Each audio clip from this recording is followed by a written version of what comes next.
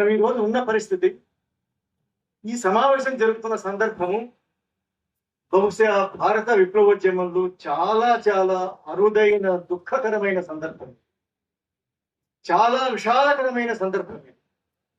మన ముందు తరాల వాళ్ళు విప్లవోద్యమంలో అనేక రకాల ఆటుపోట్లు అనుభవించి ఉంటారు, అనేక రకాల కష్టాలు అనుభవించి ఉంటారు.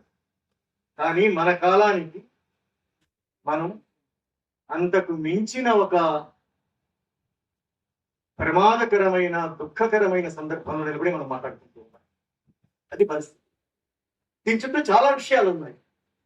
మనం మాట్లాడవలసినవి, వివరించవలసినవి, అర్థం చేసుకోవాల్సినవి చాలా ఉన్నాయి. ఆ వివరాలన్నింటిలోకి నేను వెళతానో లేదో నాకు కూడా తెలియదు, టైం లేదు కాబట్టి. అయితే ఒక్క విషయం మాత్రం నేను చెప్పి ప్రారంభిస్తాను. మనం పూర్వ విద్యార్థులు భారత విప్లవోద్యమం సమకాలీన సందర్భము అని రాసుకున్నాం. కానీ సరిగ్గా నాకు ఉదయం నుంచి అనిపిస్తూ ఉన్నది, ఇది సమకాలీన విద్రోహ సందర్భం. ఈ సమకాలీన విద్రోహ సందర్భంలో మనం ఏం మాట్లాడుకుంటాము అనేది చాలా మనం జరుగుతున్న దాన్ని అర్థం చేసుకోవడానికే కాదు, మనం ఏం చెయ్యవలసి ఉంది, ఏమి చేయడానికి అవకాశం ఉంది అనేది కూడా మనకు తెలుస్తుంది. నాకు ఇంకోటి కూడా అనిపిస్తున్నది, గత 3 నెలలుగా మనమందరము ఉండవలసినంత ఆగ్రహంతో లేము మిత్రులారా, ఉండవలసినంత దుఃఖంతో లేము. చరసాని ప్రసాద్ అనేవాడు, మన హృదయం దుఃఖంతో ఉన్నది అంటే మనం సరిగా ఉన్నట్టు అనేసి. ఈ 3 నెలలుగా 2.5 నెలలుగా జరుగుతున్న పరిణామాలని నిజంగానే మనం లోతుగా అర్థం చేసుకుంటున్నామా? వీటి సారం ఏమిటో తెలుసుకుంటూ ఉన్నామా? ఎందుకు ఇలా జరిగిందో మనం తెలుసుకుంటున్నామా? ఇప్పటికైనా మనం తెలుసుకునే ప్రయత్నం చెయ్యాలి. ఇప్పుడు నేను మాట్లాడవలసింది త్యాగాల గురించి, విద్రోహాల గురించి, ఈ సందర్భంలో ఫాసిస్ట్ సందర్భంలోని విప్లవోద్యమం గురించి. ఇప్పుడు నేను త్యాగాల గురించి పెద్దగా మాట్లాడను.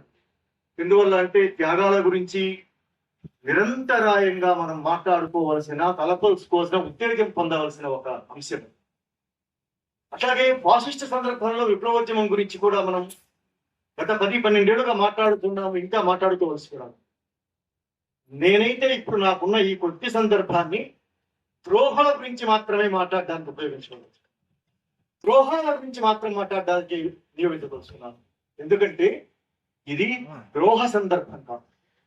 ద్రోహం చుట్టుముట్టిన కాలంలో, ద్రోహం లోపలి నుంచి, దానికి పెద్ద విప్లవోద్యమాల్లో మాత్రమే కాదు, చాలా పాతకాలపు ఉద్యమాలలో కూడా, చాలా అనాది ఉద్యమాలలో కూడా ఉద్యమాలను అణిచివేయడంతో పాటు, ఉద్యమాల మీద హింస ప్రయోగించడంతో పాటు, ఉద్యమాలను లోపలి నుంచి ధ్వంసం చేయడం అనే ఒక కూట పద్ధతిని ఆయా కాలాల్లో పాలకులు అనుసరిస్తూ వచ్చారు.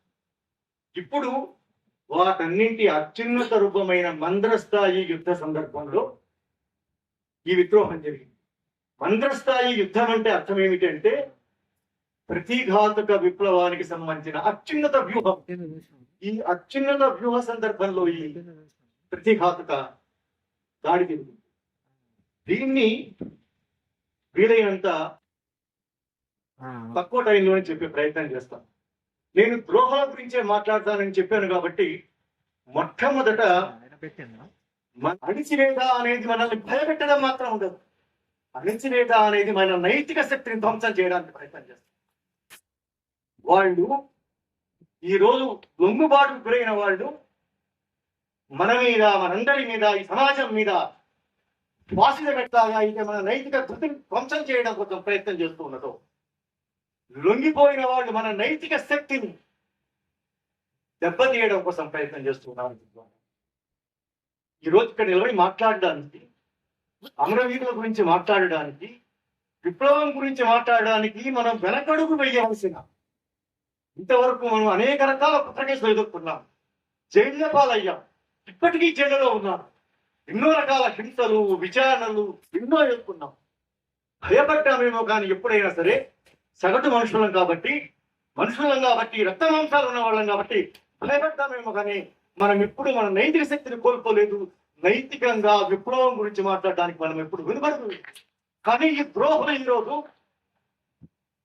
మేము చచ్చిపోతే ఎర్ర జెండాలతో ఊరేగించాలనుకుంటున్నారా అని ప్రశ్నిస్తున్నారు. చూడండి, ఇన్నేళ్ల పాటు ఆయన నాయకత్వం వహించారు కదా వాసుదేవరావు. కొన్ని వందల శవాలను మనం తీసుకొచ్చాం కదా, వందల మంది అమరవీరులు స్మరించుకుంటూ మీటింగులు పెట్టాం కదా, వాళ్ళ గురించి కవిత్వాలు అల్లాము, పాటలు పాడాము, ప్రసంగాలు చేశాము. నీవు అప్పుడు కూడా ఇదే అభిప్రాయంతో ఉన్నావా అని ఆయన మనం ప్రశ్నించవలసిన అవసరం. ఈ రోజు శత్రు శిబిరంలో చేరి పోలీసుల దగ్గర కూర్చొని మా శవాలను ఎర్ర జెండాలతో ఊరేగించాలనుకుని మేము బయటికి వస్తూ ఉంటే మీరు ప్రశ్నిస్తున్నారా? మేము విప్లవంలో చచ్చిపోవాలని మీరు కోరుకుంటున్నారా అనే వాదన చేస్తున్నారు కదా. ఆయన మనం అడగవలసింది ఏమిటంటే, 30 ఏళ్ల పాటు నీవు ఈ చచ్చిపోయిన అమరవీరులందరి సందర్భంలో మేము చేసిన పనులన్నింటి విషయంలో నువ్వు ఈ రోజు ఎట్లా అనుకున్నావా, ఆ రోజు కూడా అట్లాగే అనుకున్నావా అన్న ప్రశ్న ఇవ్వవలసిన అవసరం. అంటే వాసిజము, అణచివేత, భయపెట్టడంతో మాత్రమే ఆగదు. మనం మాట్లాడడానికి వెనుకంజ వేసేలాగా చేస్తుంది.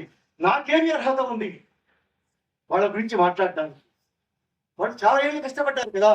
నిజమే, తప్పనిసరిగా అక్టోబర్ 21వ తేదీ కంటే ముందు, బహుశా ఈ ఏడాది 1వ తేదీ కంటే ముందటి దాకా, లేకపోతే సూరజ్ కుండ్ అణిచివేత పథకంలో రాజ్యంతో కుమ్మక్కయ్యంత దానికంటే ముందు దాకా వాళ్ళు అద్భుతమైన మనుషులే. అందుకు కదా మనం వాళ్ళ రచనల కోసం ఎదురు చూసింది, వాళ్ళ పనుల కోసం మనం ఎదురు చూసింది. విప్లవం చేస్తున్నారని కదా మనం గౌరవించింది. నిస్సందేహంగా మనందరికంటే, ముఖ్యంగా నాకంటే చాలా త్యాగపూరితమైన జీవితం గడిపారు కాబట్టి గౌరవించాం. కానీ నువ్వు శత్రువుతో చేయగలిపావు కదా. శత్రువుతో చేయగలిపి శత్రు శిబిరంలో ఉండి ఈరోజు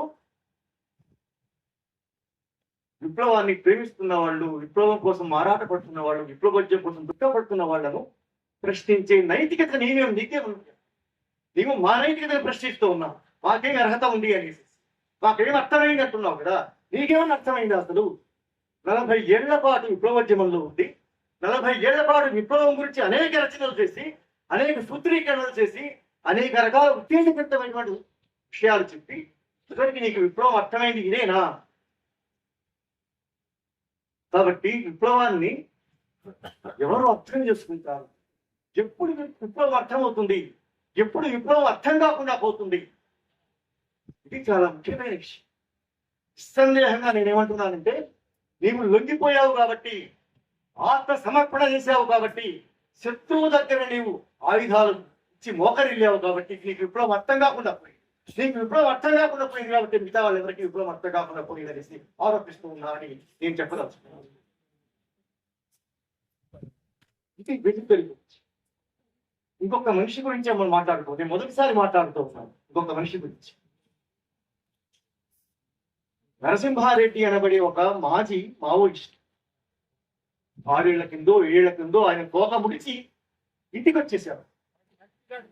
విప్లవంలో నుంచి బయటికి రావడానికి ఎవరికైనా వాళ్ళ సొంత ఇష్టం. విప్లవంలోకి వెళ్ళడానికైనా తిరిగి రావడానికైనా అది వాళ్ళ ఇష్టం, వాళ్ళ స్వచ్ఛంద నిర్ణయం. వచ్చాక ఏం చేశారు అనే దాన్ని బట్టి కూడా ఒక వైఖరి ఉంటుంది. కానీ రావడం పక్కనే మనకు అభ్యంతరం లేదు. మనం మన సంఘాలలోకి మనం స్వచ్ఛందంగా మనం వచ్చాం. మనం ఎంచుకున్న పనులు అంతగా మనం ఎంచుకున్నాం. ఈ పనులు మనం ఈ రోజు చేస్తామో, రేపు చేస్తామో, ఎల్లుండి చేయడం మానేస్తామో, మన స్వచ్ఛందమైన మన సమస్య అది కాదు.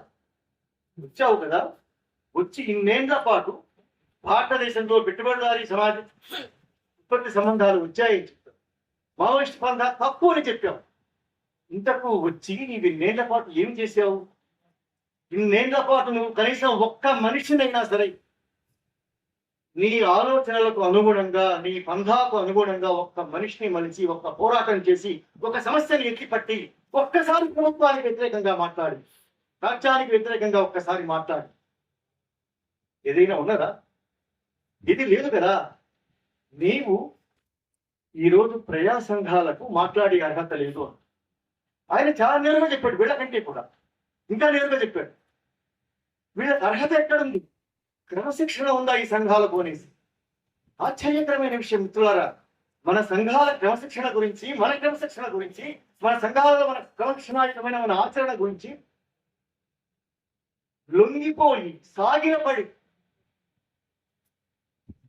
మావోయిస్టు ఉద్యమం మీద వ్యాఖ్యానాలు చేసే పరాన్నజీవిగా బతుకు వక్రీకరణలు చేస్తూ రోజుకొక వ్యాఖ్యానం చేస్తూ మనుషుల్ని బెదిరిస్తూ దానికి ఎంత పోలీసింగ్ పెరిగిందో చూడండి మిత్రులారా. మన మీద ఆలోచనాపరుల మీద విప్లవాన్ని కోరుకునే వాళ్ళ మీద ఎంత పోలీసింగ్ పెరిగిందో చూడండి. ఆలోచనాపరంగా, మేధోపరంగా, నైతికంగా లొంగిపోయొచ్చిన ప్రతివాడు ఇట్లా అయితే ఎంత భయంకరంగా ఉండేది. వాళ్ళు ఎంచుకున్నారు, కొద్ది కాలం పాటు చేసి ఉండవచ్చు. వాళ్ళకి ఇష్టం లేకపోయి ఉండొచ్చు, ఓపిక లేకపోయి ఉండొచ్చు, ఆరోగ్యం బాగాలేకపోయి ఉండొచ్చు, వచ్చి ఉండవచ్చు. కానీ మేధావులు ఏమంటున్నారంటే వచ్చిన వాళ్ళందరినీ ద్రోహాలు అంటున్నారు అనేసి మన చుట్టూ చాలా మంది మేధావులు ఉంటే వాపోతూ ఉన్నారు. అందరినీ ద్రోహాలు అనలేదు. అందరినీ ద్రోహాలు అనేటట్టయితే విప్లవం చేసిన వాళ్ళు చేస్తున్న వాళ్ళకంటే ద్రోహాల సంఖ్య, ద్రోహాల జాబితానే ఎక్కువగా ఉంది.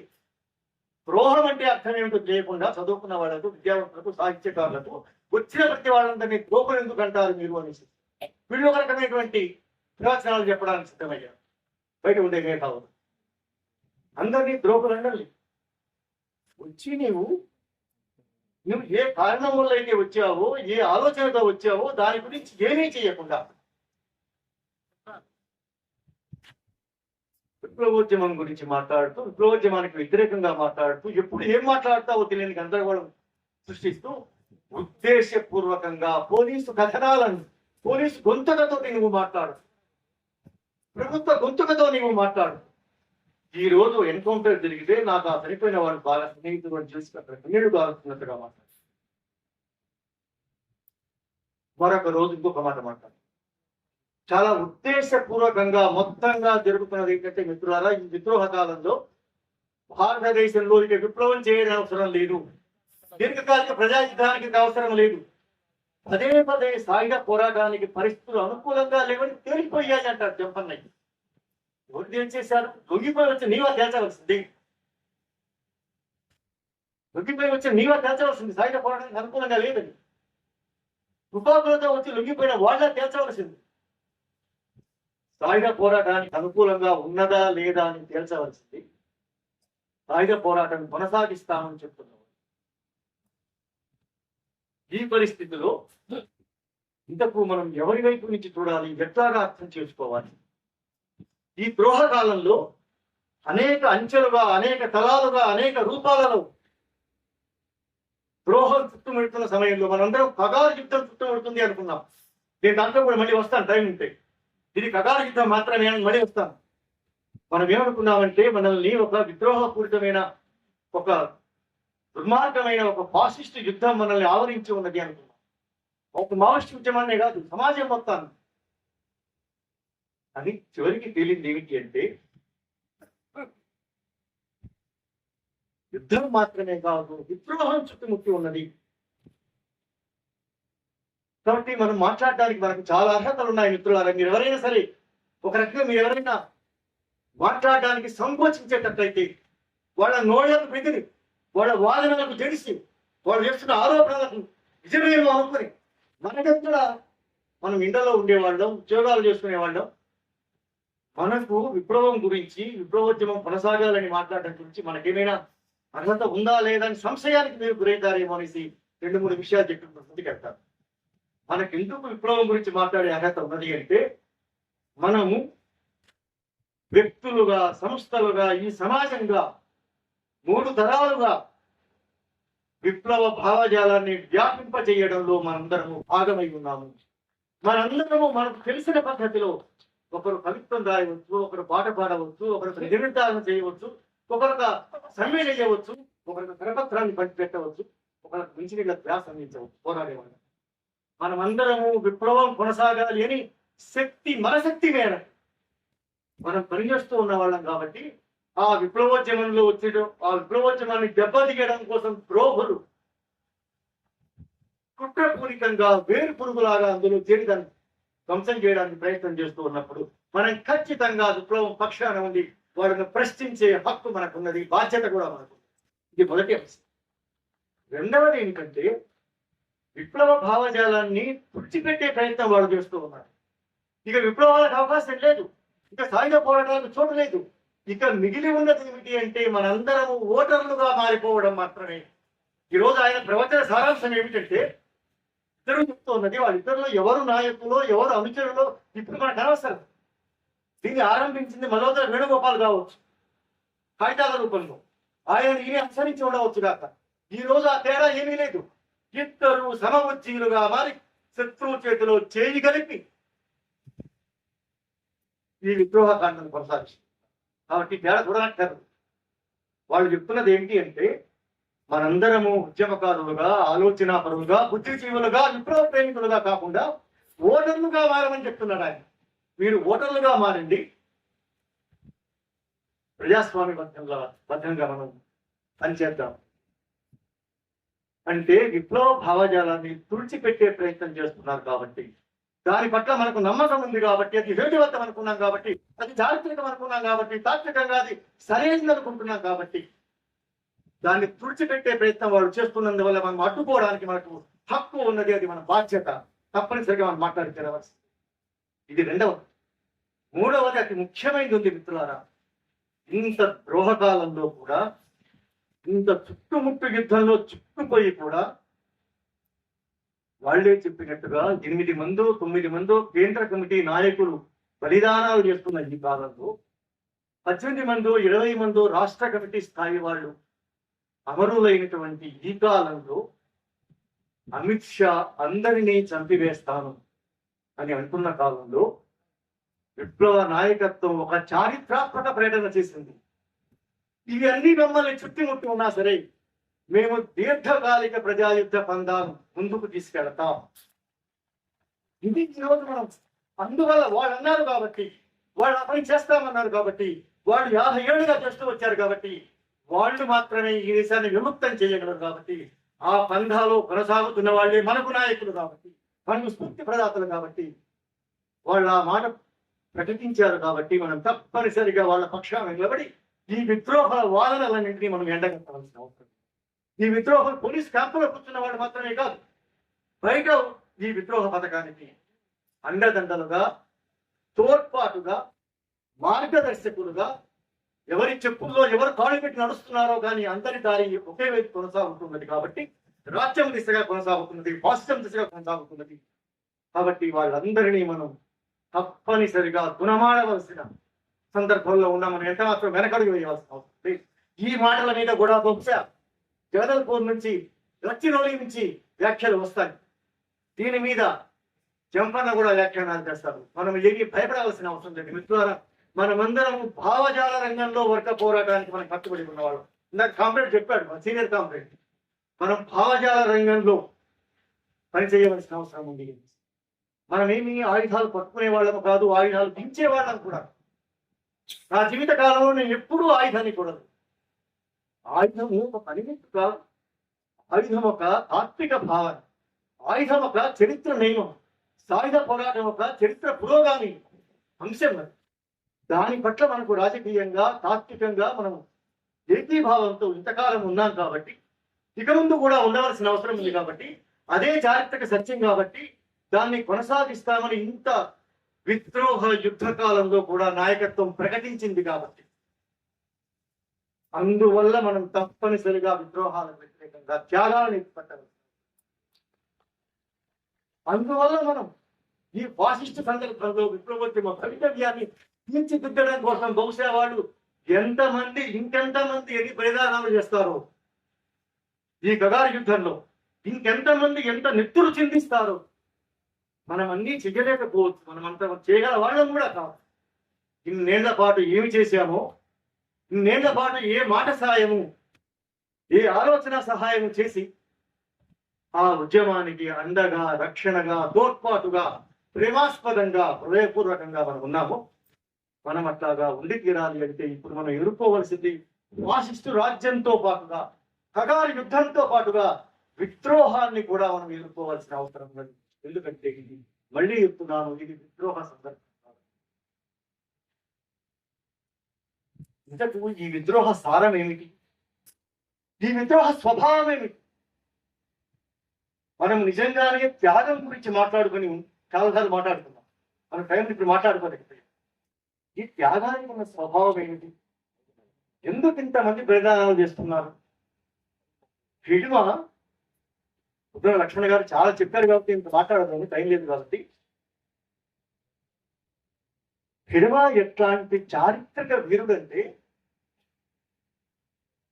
ఒక పక్కన మేధావులందరూ మావోయిస్టు ఉద్యమం ఏమి కావలసి ఉన్నదో అదే అయినది అని కొంతమంది చెప్పారు. ఇది ఆరంభంలోనే ఓడిపోయేది కాబట్టి ఇప్పుడు ఓడిపోయింది అని చెప్పారు. ఇది ఇంతకాలం పాటు కొనసాగడమే ఆశ్చర్యకరం, ఇప్పటికి ఇలాగా ముగిసిపోయింది కావచ్చు అన్నారు. లొంగిపోయి వచ్చిన వాళ్ళని చూసి, వాళ్ళ కళ్ళలో వెలుగులు చూసి ఆనందపడ్డ మేధావులు కూడా చాలా మంది ఉన్నారు. ద్రోహాన్ని సమర్థించడం, ద్రోహాన్ని చూసి పులకించిపోవడం మన సగటు మేధో రంగానికి సంబంధించిన వికృతమైన లక్షణం, అమానవీయమైన లక్షణం. ఇట్లాంటి కాలంలో ఆయన క్రూరుడు అని, ఆయన అనేక నేరాలు చేశాడని ఆయన చుట్టూ పాలక వర్గము ఒక కథనం తయారు చేసింది. కానీ ఆయన ఎంత అద్భుతమైన నాయకుడు అంటే, ఆయన జీవించి ఉన్న కాలంలో ఏం చేశాడో నాకైతే తెలియదు. నేను దండకారణ్యం వెళ్ళినప్పుడు నన్ను పూర్తి గ్రామానికి తీసుకెళ్ళాను. అడిగాను, ఇక్కడ ఎంతమంది ఉంటారు అని. ఒక అమ్మాయి నది వదిలేసి ఏమి చెప్పాల. అట్లాంటి ఊరి నుంచి వచ్చిన మహానాయకుడు కదా ఆయన ఏమి చేశాడో నాకైతే తెలియదు. కానీ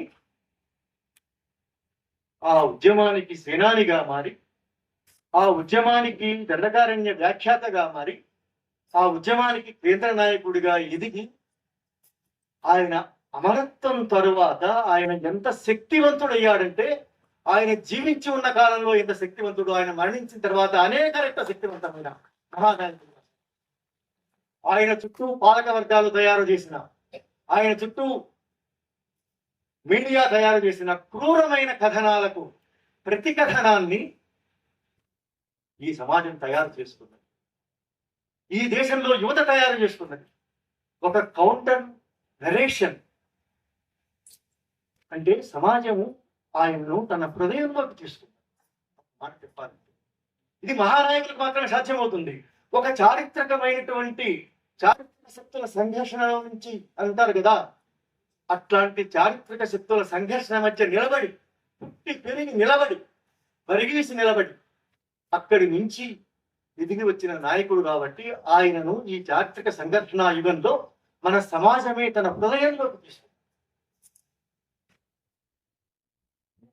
అట్లాంటి కాలంలో అట్లాంటి ఒక అద్భుతమైన ప్రతికథనాన్ని ఆయన చుట్టూ ఈ సమాజం నిర్మించిన ఈ కాలంలో, ఇంత త్యాగపూరితమైన కాలంలో, ఇంత ఉత్తేజపూరితమైన కాలంలో, ఇంత రోమాంచితమైన ఈ చారిత్రక యుగంలో ఇంత హీనమైన లొంగుబాటు ఎట్లా జరిగింది? ఈ లొంగుబాటు స్వభావం ఏమి? ఆ త్యాగ స్వభావాన్ని చెప్పుకున్నాం కదా. ఆ త్యాగ స్వభావం కేవలం హిడిమానం అనే ఒక మనిషిలోది కాదు, బసవరాజు అనే ఒక మనిషిలోది కాదు. మనకి ఈ పక్కన బసవరాజు ఉంటాడు, ఆ పక్కన మల్లోదర వేణుగోపాల్ ఉంటాడు, ఈ పక్కన హిడిమా ఉంటాడు, ఆ పక్కన తంబళ్ళ వాసుదేవరావు ఉంటాడు. త్యాగానికి ఉండే చారిత్రక అర్థాన్ని, త్యాగానికి ఉండే తాత్విక అర్థాన్ని మనం ఎట్లా చెప్పుకోగలుగుతున్నామో, విద్రోహానికి ఉండే అర్థం ఏమిటి, విద్రోహం సారం ఏమిటి, దాని స్వభావం ఏమిటి, ఇది ఎక్కడి నుంచి ఎట్లాగా రూపొందుతూ వచ్చింది, ఇది మనం తప్పనిసరిగా అర్థం చేసుకోవాల్సిన అవసరం ఉంది. నేను దీని గురించి నేను క్లుప్తంగా చెప్పి ముగిస్తాను. నేను ఏమనుకుంటున్నానంటే మిత్రులారా, ఆ ఇద్దరికి పురుగు తొలిచి విప్లవంలో నుంచి వచ్చేశారు అని ఎవరైనా అనుకుంటే అమాయకులు. ఆ ఇద్దరు ఈ యుద్ధం చుట్టుముట్టిన కాలంలో ఇక విప్లవోద్యమం ముందుకు పోదు కాబట్టి ఇక ఏం చేస్తానులే అనుకుని వచ్చిన వాళ్ళు అనుకుంటే మనం అమాయకులు ఉండదు. అట్లాగే విప్లవోద్యమ పురోగమనం గురించి ఏవో సైద్ధాంతిక పత్రాలు రాసి పోసి అక్కడ పెట్టి వాటిని అంగీకరించలేదు కాబట్టి మనసు తిరిగి వచ్చారు. మనంత వెర్రి వాళ్ళు ఉండరు. ఇవి అన్నీ కూడా ఉంటాయి, విప్లవంలో ఇవన్నీ కూడా ఉంటాయి. కానీ మనం అందుకనే ఆరంభంలో చెప్పాను, వివరాలు ఎక్కువ మాట్లాడుకుంటే సారం మిస్ అయిపోయే ప్రమాదం కూడా ఉంటుంది మిత్రులారా. ఒక్కోసారి ఒక్కొక్క వివరం మన ఆలోచనలను బదిలీ పెడుతుంది, మనకు ఇన్సైట్ ఇస్తుంది, మన వైఖరిని మార్చుతుంది ఒక వివరం. అదే వివరాలు ఎక్కువ అయితే కూడా చాలా ఇబ్బంది. టైం లేదు కాబట్టి వివరాల్లోకి వెళ్ళకుండా నేను ఏం చెప్పదలుచుకున్నానంటే, అదేమి కాదు ఈ వీళ్ళు ఈ సాయుధ లఘువ. అట్లాగే మిత్రులు చాలా మంది తుపాకులు వేసుకొని వెంట దినాన్ని వేసుకొని మిలిటరీ యూనిఫామ్ లో వచ్చి అక్కడ లొంగారు కాబట్టి ఇది విద్రోహం అనుకుంటున్నాను. అది నిస్సందేహంగా విద్రోహమే. విద్రోహము ఆయుధాలతో లొంగిపోవడం ఒక్కటే విద్రోహం అనుకున్నామంటే మనం ఈ విద్రోహానికి వ్యతిరేకంగా మనం పోరాడాలి. ఆయుధాలతో వచ్చి లొంగిపోయినంత విద్రోహం కాదు, అది విద్రోహమే, అనుమానం లేదు. వీళ్ళు లొంగిపోయినా వీళ్ళకు ముందు ఈ ఏడాది ఆరంభంలో, ఈ ఏడాది జనవరి 1 నాడు వేణుగోపాల్ సహచరి తార ఆయుధాలతో లొంగిపోయింది అంటున్నారు. లొంగిపోయినా, ఎందుకంటే ఆమె లొంగిపోయినప్పుడు మా ఆడపడుచు మా ఇంటికి వచ్చింది అని మహారాష్ట్ర ముఖ్యమంత్రి అన్నారు. కాబట్టి ఆయుధాలతో లొంగిపోవడాలు, యూనిఫామ్తో లొంగిపోవడాలు అనేవి తప్పనిసరిగా ప్రతిఘాతుక చర్యలు. మనం ప్రశ్నించవలసిందే, నిలదీయవలసిందే. కానీ సారము అంత తేలికలో లేదు, అంత పైపైన లేదు. ఇది ఎక్కడ ఆరంభమైందని అనుకుంటున్నానంటే, ఒక్క మాటలో చెప్పాలి అంటే అంచెల వారీగా, డేట్ల వారీగా చెప్తాను. ఆపరేషన్ సమాధానం అయిపోయిన తర్వాత ఆపరేషన్ సమాధానంతో కూడా ఏమీ చేయలేము అని బీజేపీ ప్రభుత్వానికి తెలిసిపోయింది. ఆపరేషన్ సమాధానం తర్వాత 2022లో హర్యానాలోని సూరత్ కొండ అనే ఒక పట్టణంలో పోలీసు అధికారులు, దేశ రాజకీయ నాయకులు, అధిపతులు, ఆర్ఎస్ఎస్ వాళ్ళు కూడా కలిసి కూర్చొని ఒక పెద్ద మేధోమథనం చేశారు. అది ఎంత కీలకమైంది అంటే దాంట్లో 2 ఉన్నాయి. వాళ్ళు సాధించవలసిన లక్ష్యాలు ఉన్నాయి. ఈ దేశాన్ని వికసిత భారత్గా మార్చాలి, ఈ దేశాన్ని 2047 నాటికి కార్పొరేట్ హిందుత్వ రాష్ట్రంగా దీన్ని మార్చాలనే లక్ష్యాలు ఉన్నాయి. ఈ లక్ష్యాలకు ఆటంకంగా ఉన్న మావోయిస్టు ఉద్యమాన్ని నిర్మూలించాలి అనే లక్ష్యం కూడా ఉంది. సాధించవలసినవి, దానికి ఆటంకంగా ఉన్న వాటిని తోసిపుచ్చవలసినవి 2 వాళ్ళు తగ్గించారు. ఆ సూరత్ పథకం గురించి అందరికంటే ఎక్కువగా రాసింది మనోజుల వేణుగోపాల్. ఆయన ఏమి రాస్తాడో, అందులో ఏ వ్యాఖ్యానాలు చేస్తాడో, ఏ సమాచారం ఇస్తాడో, దాని ఆధారంగా స్థానికంగా ఉండే ఏ పరిస్థితులు ఏమి విశ్లేషిస్తాడో మనం ఎదురు చూసాం. ఎక్కువ రాస్తాడు ఆయన.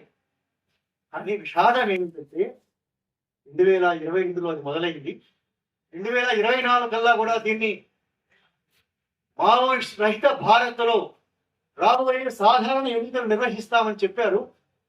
సాధారణ ఎన్నికలలో మీరు గమనించి ఉంటారు మిత్రులారా, చివరికి ప్రధానమంత్రి కాశ్మీర్ వెళ్ళి కూడా, కాశ్మీర్లో మావోయిస్ట్ ఉద్యమం లేదనుకుంటాను, నాకు తెలియదు, అక్కడికి వెళ్ళి కూడా ఆయన మావోయిస్ట్ ఉద్యమం గురించి మాట్లాడారు. మావోయిస్ట్ రహిత భారత్ మార్చుతాము అంటే ఎన్నికల రాజకీయాల్లో బయట ఏమో కాంగ్రెస్ కూటమి, బీజేపీ కూటమి మధ్య ఓట్ల యుద్ధం జరిగినట్టుగా మనకు కనిపించింది. కానీ భావజాల రాజకీయ రంగంలో జరిగింది ఏమిటి అంటే సంఘ పరివారకు మావోయిస్ట్ భావజాలానికి మధ్య యుద్ధం. ఆ ఎన్నికలను మావోయిస్ట్ అయితే భారత్లో వాళ్ళు నిర్వహించలేకపోయారు. తర్వాత ఏం చేశారు? 2024 జనవరి 1 నుంచి ఆపరేషన్ కగార్ ప్రారంభించారు. ఆపరేషన్ కగార్ గురించి మనం చాలా మాట్లాడుకున్నాం, చాలా సందర్భాలు చెప్పుకున్నాం. ఈ ఆపరేషన్ కగారు మొదలైన తర్వాత మనం ఏమనుకున్నామంటే బహుశా ముగించినట్టుగా ఉంది. వాళ్ళు ఏం చేశారంటే మనం సైనికంగా మాత్రమే విప్లవోద్యమాన్ని నిర్మూలిస్తారు, సైనికంగా మాత్రమే దీన్ని అణిచివేస్తారు అని అనుకున్నాం. ఎందువల్ల అంటే డజన్ల సంఖ్యలో మనుషుల్ని చంపేశారు, సాధారణ ప్రజల్ని, ఆదివాసులను, మహిళలను, పిల్లలను చంపేశారు, విప్లవోద్యమ నాయకత్వాన్ని చంపివేశారు. మనం నిజంగానే భయపడ్డాం ఇది ఎక్కడ రాకపోతుందో అనేసి. కానీ వాస్తవానికి ఏంటంటే మిత్రులారా, విప్లవోద్యమ బలం మనందరికంటే ఎక్కువ తెలిసింది ఎవరికి అంటే భారత పాలక వర్గాలు. భారత పాలక వర్గాల ఆపరేషన్, ఎందుకంటే వాళ్ళకి చాలా అనుభవం ఉంది. ఆపరేషన్ ఈనాటి నడిపారు. మొదటి దశ, 2వ దశ, మూడవ దశ కూడా నడిపారు. అంతకంటే ముందు స్వాగతుడు నడిపారు. అంతకంటే ముందు లక్ష్మణ్ గారు చెప్పారు జనజాతి అధ్యాయం అనేసి అది నడిపారు. ఆపరేషన్ సమాధానం నడిపారు, ప్రహార్ నడిపారు. అగారు కూడా మొదలయ్యి చాలా హింస జరిగింది, చాలా రక్తపాతం జరిగింది. దీనికి వ్యతిరేకంగా దేశంలో ప్రపంచవ్యాప్తంగా కూడా నిరసన వచ్చింది. వాళ్ళకి అర్థమైంది ఏమిటంటే మనుషులను చంపడం ద్వారా ఈ నెంబర్ ఎంతైనా పెంచవచ్చు. పాశవికమైన రాజ్యం కాబట్టి ఈ నెంబర్ని 400కు 500కు 600కు ఎంతైనా పెంచవచ్చు. కానీ మావోయిస్టు ఉద్యమం అనేది మనుషుల మీద ఆధారపడ్డది కాబట్టి మనుషుల శవాల మీద ఆధారపడేది ఆగిపోయేది కాదు. మనుషుల శవాల గుట్టలుగా నువ్వు తయారు చేస్తే ముగిసిపోయేది కాదు. అది ఒక ప్రచండమైన శక్తి. అది భారత సమాజపు ఆలోచనలలో, భారత సమాజపు సాంస్కృతిక ధారలో, భారత సమాజపు చరిత్ర గమనంలో భాగమైనటువంటి 56 ఏళ్ల 60 ఏళ్ల ఒక ఆలోచన ఆచరణ సమ్మేళనం. మనుషులు దర్శిస్తే మనం భయపడ్డాం. నిజానికి మనలాంటి వాళ్ళు, నేను కూడా భయపడ్డాను. అందరినీ చంపివేస్తారు, ఇంకా ఎక్కువ మంది చంపేస్తారు. నేను గర్చి బాధపడ్డాను. ఖగాన వ్యతిరేకంగా పోరాడు. వాళ్ళకి అర్థమైంది ఏమిటంటే దీన్ని లోపలి నుంచి ధ్వంసం చేయకుండా, లోపలి నుంచి దీన్ని నిర్మూలించకుండా తుడిచిపెట్టడం సాధ్యం కాదు అనే విషయం పాలక వర్గాలకు తెలుసు. బహుశా అని అనుకోవడం సూరజ్కుండ్ పథకంలోనే ఈ ద్విముఖ వ్యూహం ప్రారంభమై ఉంటుంది. అణచివేత, విద్రోహం అనబడి ద్విముఖ వ్యూహం సూరజ్కుండ్ పథకంలోనే ఉండి ఉంటుంది. ఆ రోజు మనకి మలోజుల వేణుగోపాల్ రాసిన చాలా వ్యాసాలలో ఆయన అణచివేత గురించి, యుద్ధం గురించి, చుట్టుముట్టు సైనిక చర్యల గురించి చెప్పాడు, కానీ విద్రోహం గురించి చెప్పలేదు. కాలగతిలో ఆ విద్రోహంలో ఆయన కూడా భాగమయ్యాడు. అది విచారకరమైన వాస్తవం. అందుకే ఒకసారి ఇంటికి ఆలోచించండి. 2024లో మొదలైంది కదా, 2024లో జనవరిలో పగారు మొదలైతే అదే సంవత్సరం జూన్ 22న గిరిధర్ అనే ఒక కార్యకర్తలు లొంగిపోయింది భార్య. ఆ తర్వాత యాసిన్ అని, ఆయన అసలు పేరు యాసిన్ రాజారాం అనేది అంటారు. ఆయన భార్య అంశు, వీళ్ళిద్దరూ జూలైలో అక్టోబర్ 11న వీళ్ళిద్దరూ 2024 లొంగిపోయారు. ఈ యాసిన్ అనే ఆయన లొంగిపోయి బయటకు వచ్చాక ఒక ప్రకటన చేశారు, చాలా కీలకమైన ప్రకటన. ఇండియన్ ఎక్స్ప్రెస్ లో వచ్చింది, మీరందరూ చదివే ఉంటారు. ఆయన ఎలాంటి ప్రకటన చేశాడంటే, విప్లవంలోని అతివాద పంథాకు సోను దాదా సమర్థకుడు కాదు అని ఒక ప్రకటన చేశారు. అదే సంవత్సరం అది ముగిసింది. 2025 జనవరి 1 నాడు ఆయన సహచరి లొంగిపోయింది. లొంగిపోయిన తర్వాత ఇందాక చెప్పాను, మా ఆడపడుచు తిరిగి వచ్చింది అనేసి చెప్పాను. ఆ తర్వాత ఈ ఏడాది ఆగస్టు 14 నాడు మలోజుల వేణుగోపాల్ లొంగిపోయాక ఫడ్నవీస్ ఒక ప్రకటన చేశారు. వీళ్ళేమో టెంపరితనం చూడండి ఎట్లా ఉంటుందో. వాసుదేవరావు కానీ వేణుగోపాల్ కానీ ఎంత టెంపరితనం అంటే, మేము లొంగిపోలేదు. బయట జంపన్న ఏమంటాడంటే లొంగుబాటు అనొద్దు. లొంగుబాటు అంటే ఏమన్నారు? విప్లవకరమైన చర్య అనాలా, ధీరోదాత్తమైన చర్య అనాలా, లీనలేసి రావడం అనేసి దానికి ఒక సాధికారత తీసుకొచ్చే ప్రయత్నం చేశారు. అంటే లొంగుబాటును ఒక సాధికార భావజాలంగా, ఒక ఆమోదనీయమైన భావజాలంగా మార్చడానికి లోపల నుంచి వాళ్ళు ప్రయత్నం చేశారు, బయట నుంచి ఈయన ప్రయత్నం చేశారు. ఈ మొత్తము భారత రాజ్యపు అనుసరణలలో జరిగి ఈయన లొంగిపోయిన తర్వాత వీళ్ళేమే మేము లొంగిపోలేదు వీళ్ళు చెప్పారు. రాష్ట్ర ముఖ్యమంత్రి చెప్పింది ఏమిటంటే 2 నెలలుగా మధ్యవర్తులతో మంతన రహస్య మంతనాలను కూడా అన్నాడు. రహస్య మంతనాలు జరిగి ఇక్కడ దాకా పట్టుకొచ్చాం. ఎప్పుడు మొదలైంది నేను తేదీ చెప్పలేకపోవచ్చు, నాకు తెలియదు. నాకు తెలిసింది ఏమిటంటే సూరజ్కుండ్ గురించి తెలుసు, ఖగారిష్ట మొదలైందో తెలుసు, బహిరంగంగా వీడు లొంగిపోయిన తేదీలు మనందరం తెలుసు, అందరికీ తెలుసు. కానీ వీళ్ళు రాజ్యం వైపు ప్రయాణించారా, రాజ్యం వచ్చి వీళ్ళను లోపరుచుకున్నదా అన్న ప్రశ్న మీకు రావట్లేదా? సమాజానికి అంత వస్తుంది. అందరూ ఆ ప్రశ్న వేసుకోవాల్సిన అవసరం ఉంది.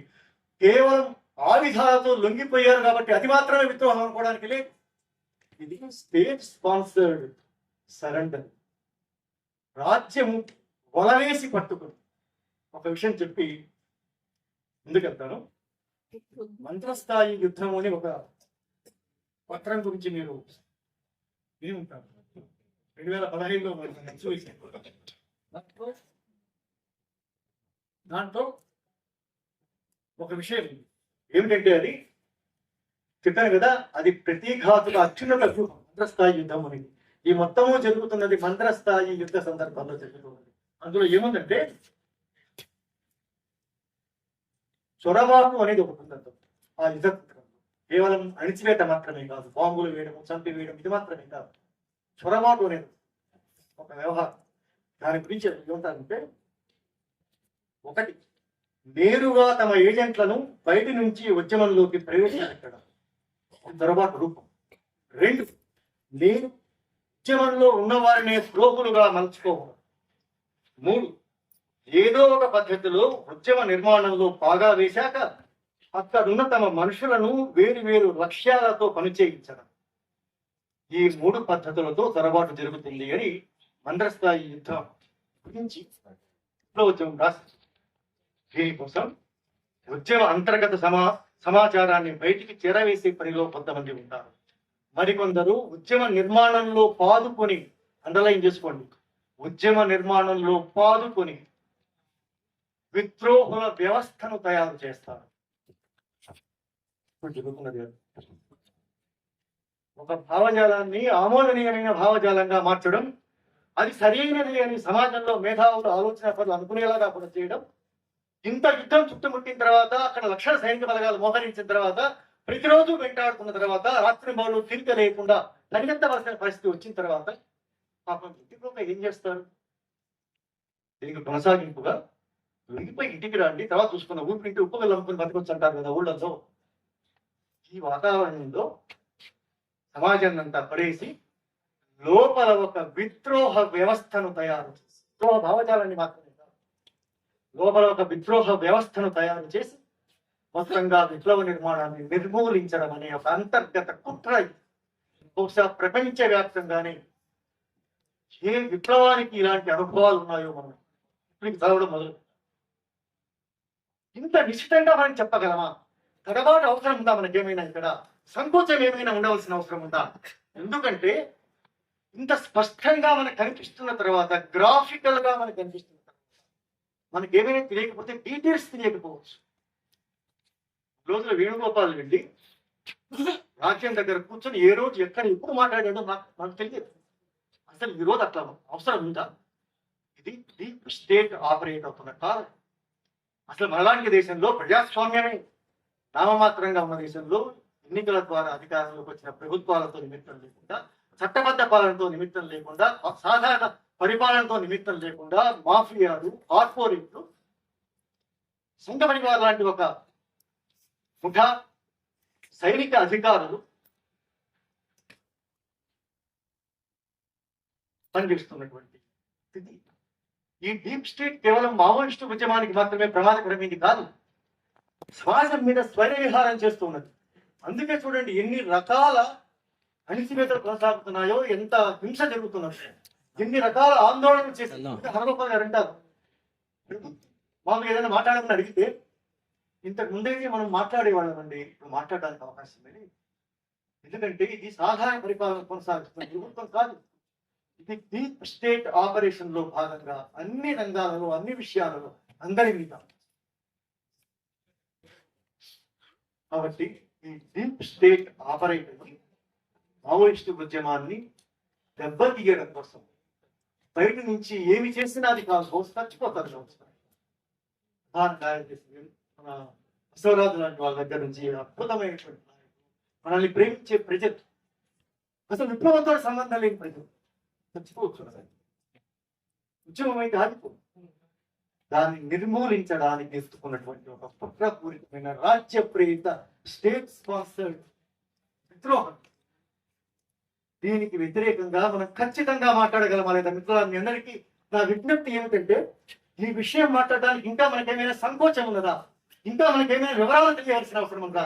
ఇంకా మనం ఏమైనా అంతర్మథనానికి గురి కావాల్సిన అవసరం ఉందా? ఇది మావోయిస్టు ఉద్యమాన్ని నిర్మూలించడం కోసం మాత్రమే కాదు, దండకారణ్యాన్ని, ఆదివాసీ ప్రాంతాలను కార్పొరేట్లకు అప్పగించడమై మెడ మీద కత్తి లాంటి ఒక ఒత్తిడి భారత ప్రభుత్వం మీద ఉన్నది. ఎందుకంటే మనల్ని పరిపాలించిన ఎన్నికలు ఎన్నుకున్న వాడు కాదు, దాన్ని కార్పొరేట్ మాఫియా ఈ రోజు మనల్ని పరిపాలిస్తున్నారు. లోపల కానీ పైన కానీ వాళ్ళనే కడతారు. వాళ్ళ కోసం ఇంత హింస జరుగుతున్నది కాబట్టి దాన్ని అర్థం చేసుకోవాలి. దానికి వ్యతిరేకంగా నిస్సంకోచంగా తడబాటు లేకుండా మీరందరూ ఈ ద్రోహకాలంలో ద్రోహానికి వ్యతిరేకంగా త్యాగపూరితమైన చరిత్ర ముందుకు పోవడానికి మీరందరూ దోహదం చేస్తారని కోరుకుంటూ పిలుస్తున్నారు.